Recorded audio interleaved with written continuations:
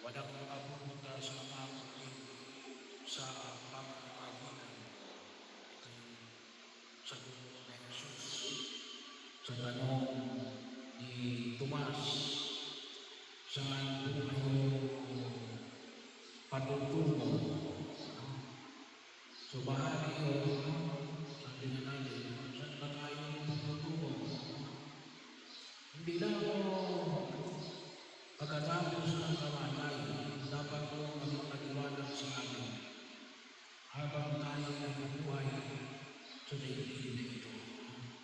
Habang sagot na Jesus kayo, hindi future days, hindi ko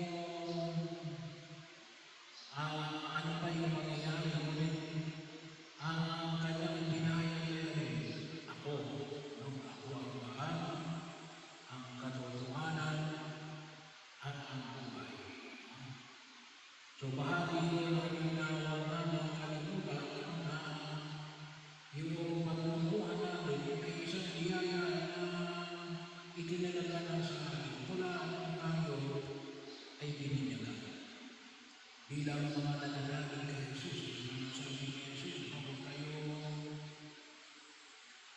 mabahala, huwag kayo mabalisa, manalig kayo sa Diyos, at manalig kayo sa akin. At ito po yung isang biyaya na ibinibigay ng ating pananampalataya.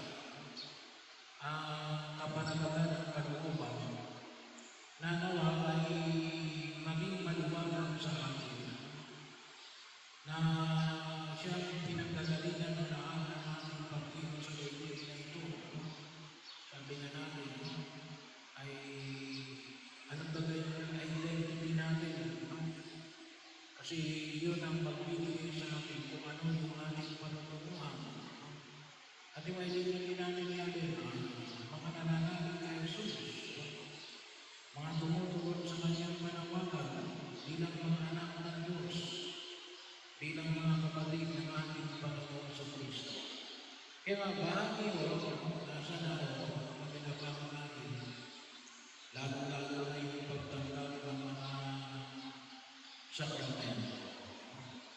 At isawa na binibigyan din natin ng pagpapahalaga ay yung sabi na natin yung sakramento ng pagpapahit ng langis sa mga may sakit. Yung iba kasi natatakot na magpapahit.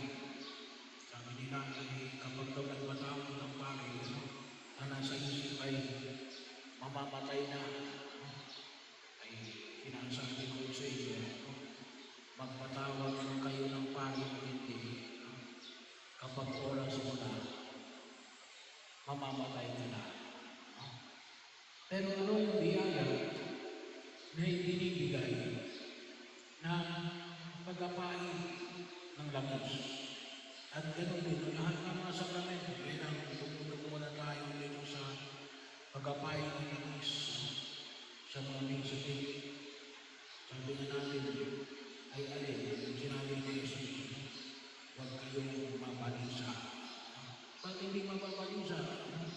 Kasi alam natin, na walang pagdududa, yan ang makita natin, walang pagdududa. Biyag yung isang nabulang na tayo nananalig natin, hindi na yan pupunta sa impyerno.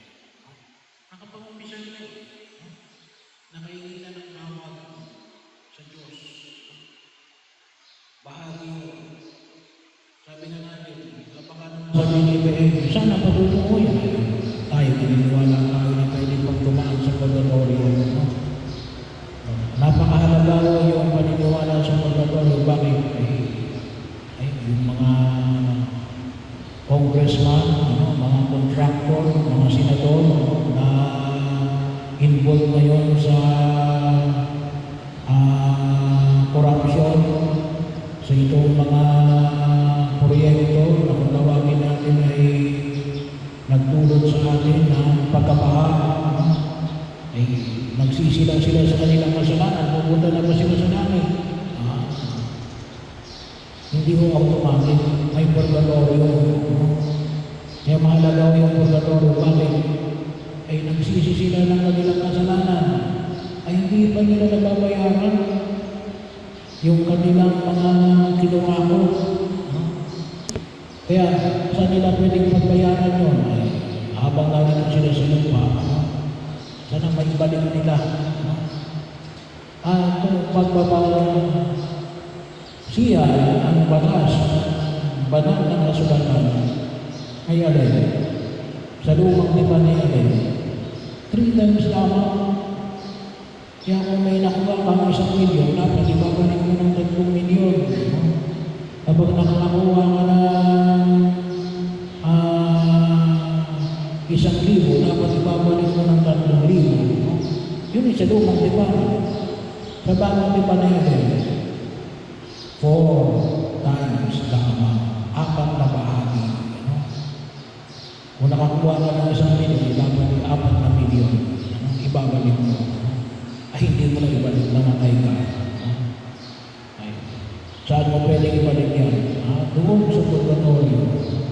Provided na nakapag-umpisa ka, no? Bago ka mamatay. No? Nakapagsisi ka na yung kasalanan. E paano kapag namatay ka na, hindi ka nakapag-umpisa? Sabi nga natin ay ibig sabihin ay ikaw ay nawalan ng pagkakataon sa biyaya ng awa ng Diyos. Pero yun ang huwag natin kalimutan. Kasi siguraduhan natin, hindi na tayo pupunta sa impyerno. Sino yung pwedeng pahingan ng langis? Sabi nga natin, kasi sabi nga natin, Father, wala namang sakit, malakas naman. Pero may mga matatanda ko tayong mga kapatid na hindi na ho kayang tumayo ng mahaba. Kapag nagmimisa, hindi na nakakaluluhod dahil pagdiriwang ng misa, gawa ng kanilang katandaan, masakit na yung tuhod. Kaya hindi na rin nakapagsisimba. Pwede na magpapayo na langis yun. No? Kaya at the same time, bahagi nyo, yung mga kapatid natin na tinanginan na ng buhay, meron na kasi mga malalakas pa. Pero may dami na sa buhay. Maaaring iba't ibang uri ng cancer. No? Yung mga kapatid natin na nag-dialysis, pwede na rin ang magpapayo ng Santo Olio. Yung mga kapatid natin na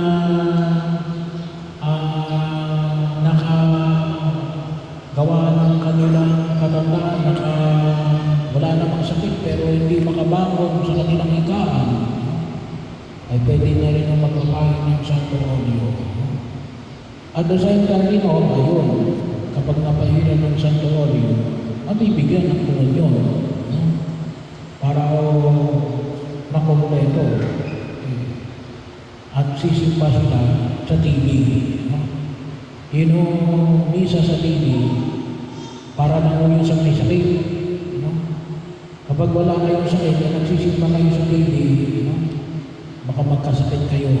No? So bahagi yun, kapag wala kayong sakit, magsimba kayo mismo sa simbahan. No? Yung misa natin sa TV at sa radyo, ay para ulong sa mga may sakit at hindi na kayang pumunta sa simbahan gawa ng kanilang pisikal na kinatayuan. So, ibig sabihin, kahit na yung mga may sakit natin, nakakagalan ng tungkulin yung tatlong utos ng Diyos. Magsimba ka kung araw ng linggo at Piyesta ng Pangilin. No? Saan? Doon sa TV kasi may sakit na.